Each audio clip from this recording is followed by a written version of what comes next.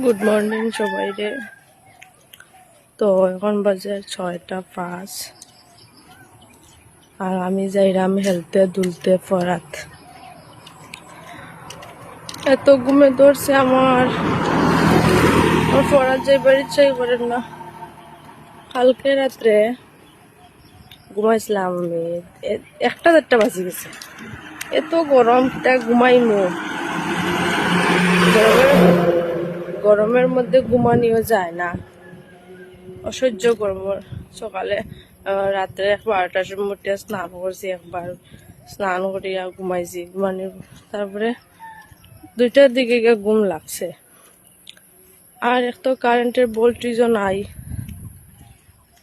আর গরম। এরপরে ঘুমাইলাম। তখন মায়ে ডাকা শুরু করছেন 5টার সময়। আমি অ্যালার্ম লাগাইছি না, মারে বলছিলাম তুমি ডাকিও আইয়া মা, আমার সকালে পড়া আছে। কি কইমু তাই নিয়ে 5টার সময় ডাকা শুরু করছেন।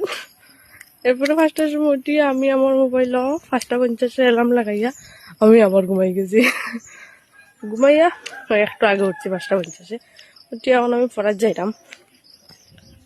আসলে 6টা বাচ্চা মাত্র, পুরো রুদ্রর যে তেজ, একদম পুরা গামাইলার।